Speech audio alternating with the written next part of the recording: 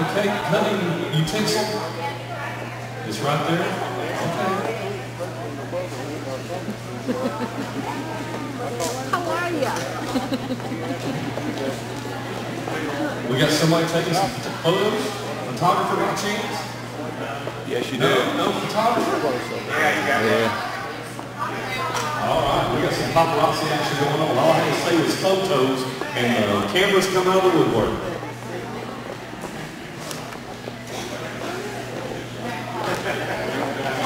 On the video, man. Yay.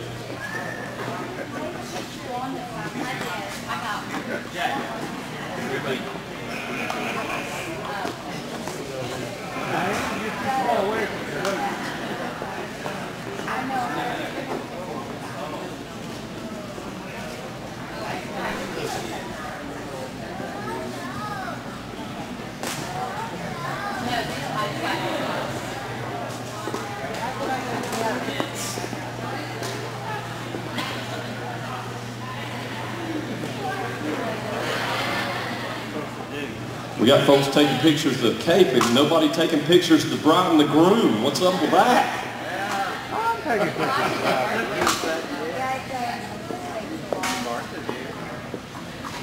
But it's really dark. All right. So, are we about ready to start the activity? Who's cutting? Looks like Mom's cutting. Yeah, y'all both have to hold it. Okay. Okay, one hand of each on the blade here. That keeps each other from cutting each other.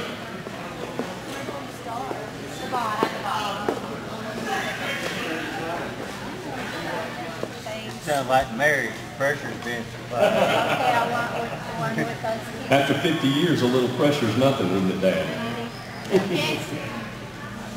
That's enough. Grandpa! Doing good. There you go. Now that's what I'm talking about. A little sugar going on now. Hold it. Hold. Grandpa! That's funny.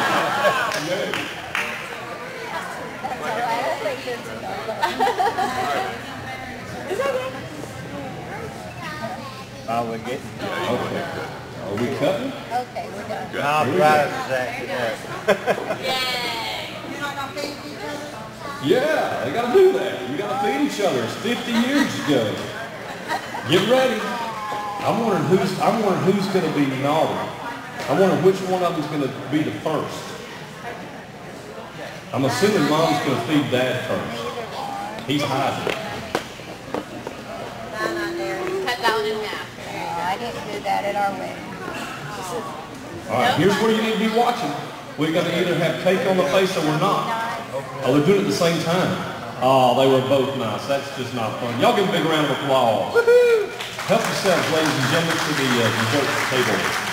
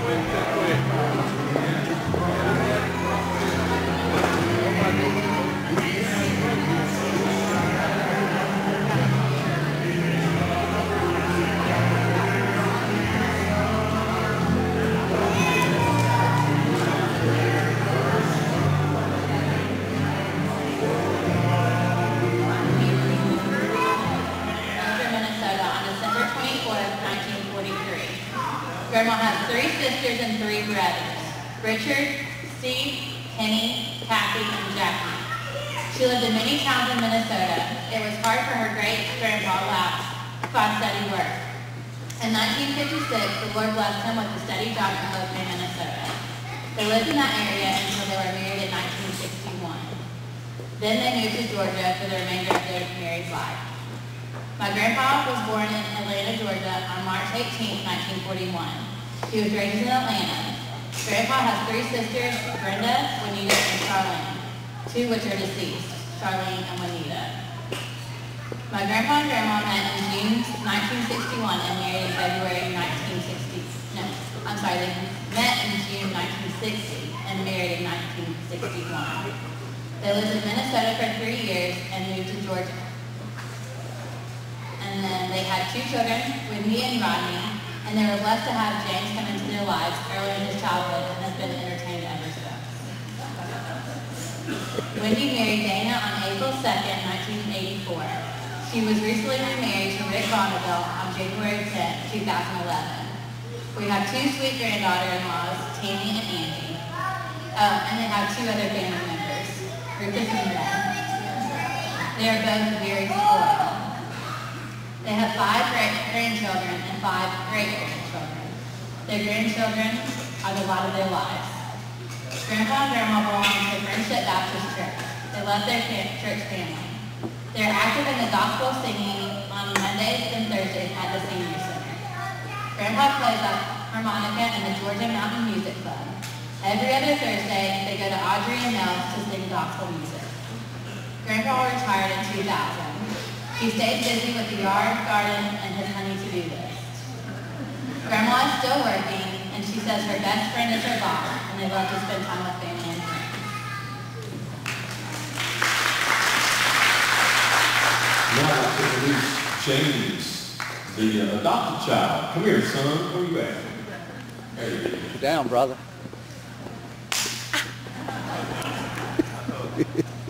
He's been beating on that child ever since he was born, or she was born.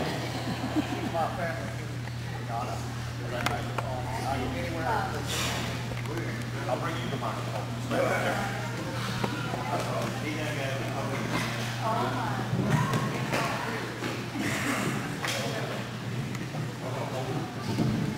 Doesn't work. Okay, I'm done.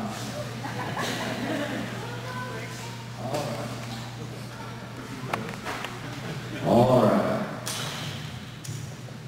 Well, first of all, I thank everyone for being here, for the people, 2 very special people that I call Mom and Dad. But anyway, where did all you people go to? That's a good thing. But thank everyone for being here, for 2 very special people I call Mom and Dad. And I'd like to give a special thanks to Wendy, who did a lot of this organization, a lot of hard work there, a lot of behind-the-scenes work. I want to thank, I got it. I'm getting it. You know, I've been through this in my mom. I'm just kidding. And what's her name over there, my mom? She did all right. But no, I'd like to thank Andrea. She came here last night. You know, there's so much of this that you see now. I want to thank Annie for her part, for being her mom's right-hand person. And I'd also like to thank Tammy for having a part. And Wild Thing, I don't know what you did. You showed up. But anyway, all right. And for those of you, again, I'm James. I'm somewhat the adopted son of Bill and Diane. You know, the life a little over 30 years ago. Rue, I like her. Yeah, I like her. You're my #1 fan. You're also the unsilent minority, but I'll take it. But I came into their life. I came into their lives through my God-given friend Rodney, who, anyway, and I'd also like to thank Rodney. He put together the DVD presentation here. Thank my buddy for doing that. And I'd like to thank Dana for coming here and doing all of this. I appreciate it, Dana. A lot of setup here. But anyway, I am James. And anyway, I'm the one that they do not like to talk about in public a lot. Whenever we're out at Walmart or shopping, they say go out the other door, we'll meet you at the car. Just, yeah, get in the car, we'll pop the trunk for you. But we do not know him. All right. I'll try to get serious now. I'll try. Never mind. A little over 50 years ago, February 18, 1961, Willard Mitchell Robertson and Diana Jean Louts stood together in a small church in Atkinson, Minnesota. I used the word church, didn't I? You told me about that. I wanted to use the word chapel. Chapel brings a romanticism to it. I like the word chapel better. You know, no one's ever heard of a wedding church, but they've heard of a wedding chapel. But anyway, Mom and Dad said, no, we were married in a church. But anyway, okay. All right. But they stood in a small church in Atkinson, Minnesota. They exchanged vows, and as with most young couples, were committed to each other, going on around 90% faith and about 10% reality. And now, as the years have gone by, and nice reality has grown to bring full fruition in and of itself, they hold on to that faith and still hold on to each other. I once heard someone say that greatness is measured in decades. If that be so, then Mom and Dad, the both of you have exemplified greatness 5 times over. And that's true, you know. Someone's in life says, oh, I'll be your friend, love you forever. Yeah, show me where you're at 10 years from now. We'll see, but thank you, Mom and Dad. All right, I'll settle down now. Hope the drugs don't wear off. Where all these people come from? What am I doing? But they don't. They tolerate me. Oh, he's getting ready to come up here. He's going to put me in chat. I've seen that look before. All right. I observe him now on occasion as he meanders around the old home place in a John Deere hat, just going about his day, just tending to things. He's the man that I call Dad. The agility isn't there as it once was, and his steps not as swift as they once were.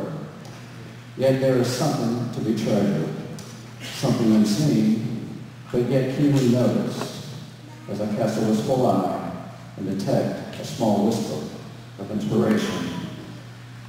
Something that has stayed with him through all these years, something that he carries with him day by day, something that stays held within his heart. If I may now verbally personify the words I hear this day, that seems to echo in the heart of my dad. Words taken from Nicholas Sparks' Notebook. I'm no one special. I'm just a common man with common thoughts. I've led a common life. There'll be no monuments to me, and when I'm gone, I'll be soon forgotten. But in one respect, I've succeeded as gloriously as anyone has ever lived. I've loved another with all my heart and soul. And for me, that has always been enough.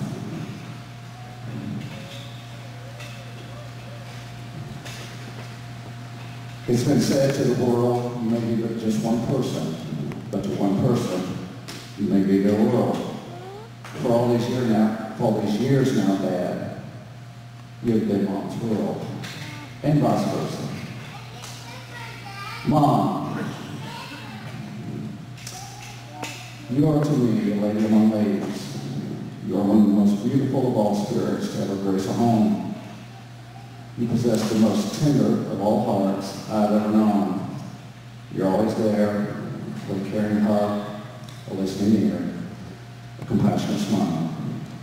You remember everyone's birthday. And you send a caring card, you give a caring phone call. You've given me an example of always being there and an example of what it means to have unconditional love. To me, you are the best mom. And I know there's others here who would say their mom is the best mom, and understand, justifiably so. But, you know, it's not been my love. I love you.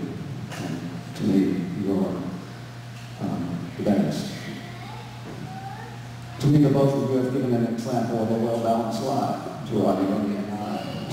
You've given an example of what I like to call strength and beauty, a life of grace and truth.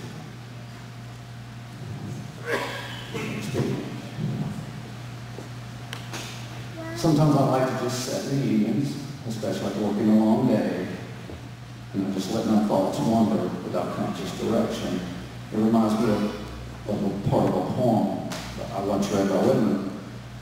It's the hour of soul, that free flight into the wordless, away from the day, erased and done. I continue to sit, just silently gazing, pondering life, just thinking how life is somewhat like seasons. And so on this particular evening, my mind begins to drift to the both of you. And so I once again go to my desk and I begin to write. Life is somewhat like seasons. The both of you so remind me of summer, with the warm, beautiful life you two bring forth also and illustrate with full, abundant growth and vibrance. And by the way, I once asked Wendy something about, I was telling her summer was my favorite season. I once asked Wendy a question about, what's your favorite season? And she replied, she says, I like all the seasons, I like watching the changes. And that somewhat inspired this. And I was thinking to myself, what the most appropriate answer to such a proposed question? I said, that's the most appropriate answer I've ever heard to a question like that.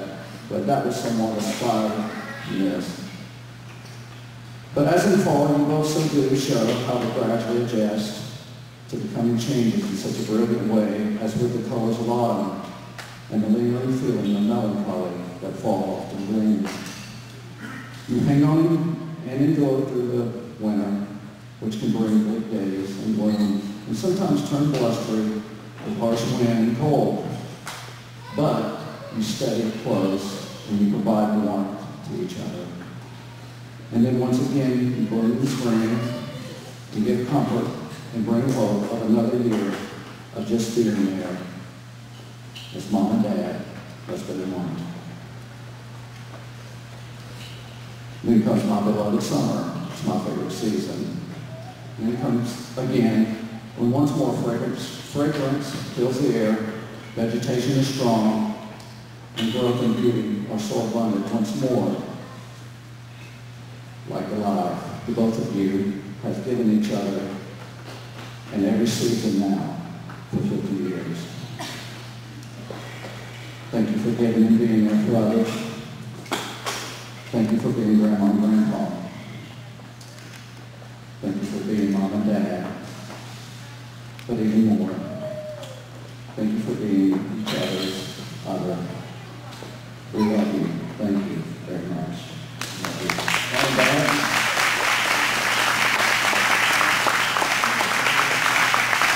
Come on.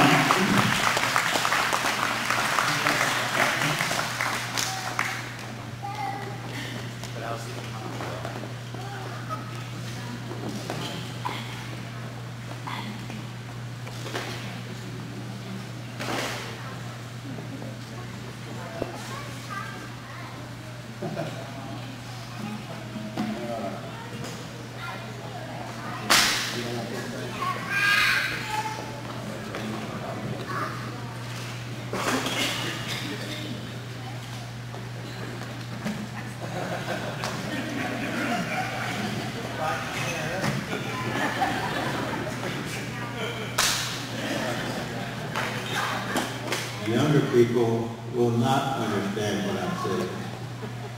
But just the other day, just a wink of an eye, we were standing in church in Atkinson, Minnesota. 20 below zero, snowing outside, blizzard, with 100 people, not even standing there left in that little church. First wedding we've been in that church in 30 years. And that was the last wedding in that church, because no longer. But what I was talking about before I got off on the thing, just the other day we were getting married. And just a wink of an eye, here we are today. I mean, today it has been so fast that nobody can realize how fast time goes until you get old. Everybody raising their hand, man, they agree.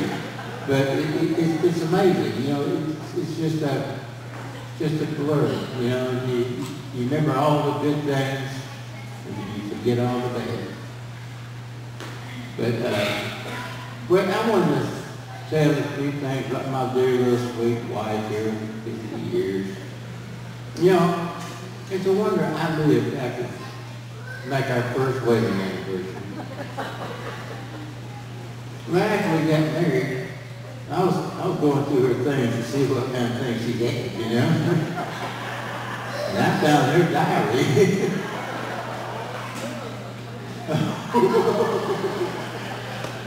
There, in this diary, it had this column, you know, these three columns. One a list of names, and one was a boy column, and one was a man column. And all these other poor suckers, they were listed in the boy column. And only one in there was the man column. That was me. I had to really put that down.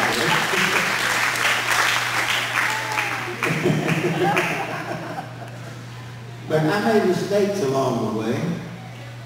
After we got married about 3 years, I said, baby, don't you think it's time you learn how to drive? And she says, no.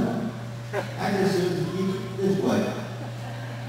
So I kind of insisted on her learn how to drive, get her driver's license.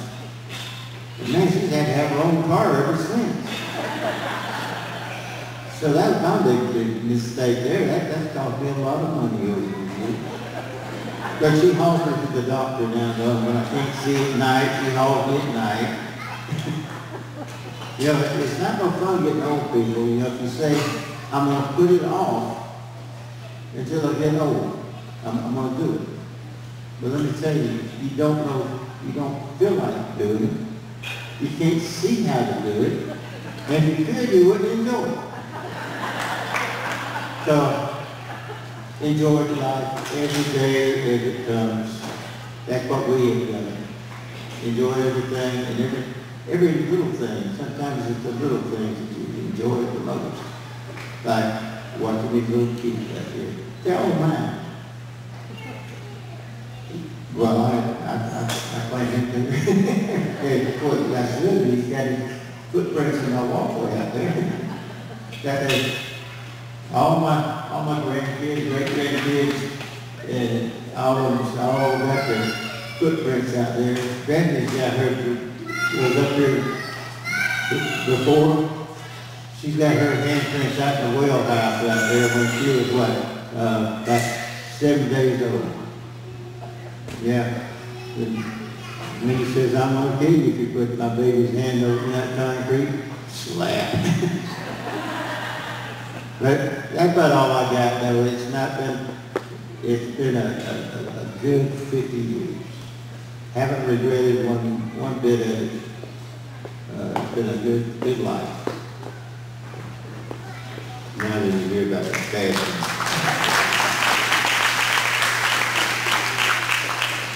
He's a big storyteller, too.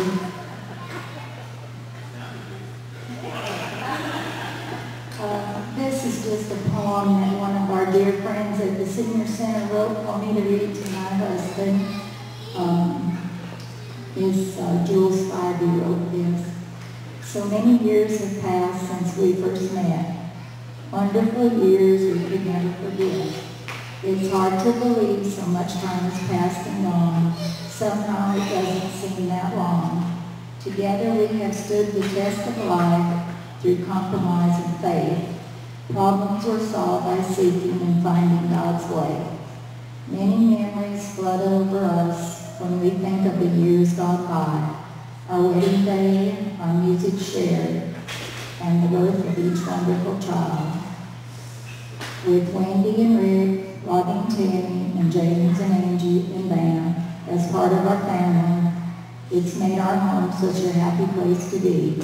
Then grandchildren, Andrea, Sean, Bethany, Katie, Sierra, and then of course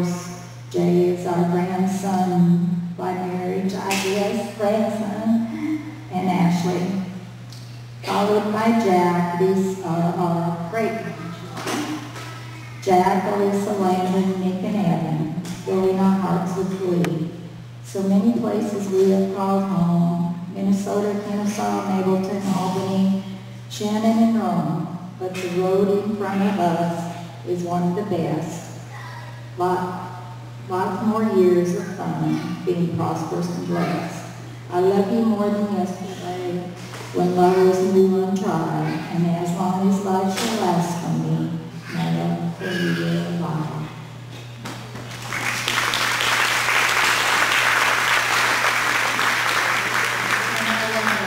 Playing all of it like it's just so wonderful to have all these good friends, family, everyone here, and thank my kids, grandkids for all they've done. It's just beautiful. I couldn't have asked for anything more, and I'm going to cry, so I got to quit.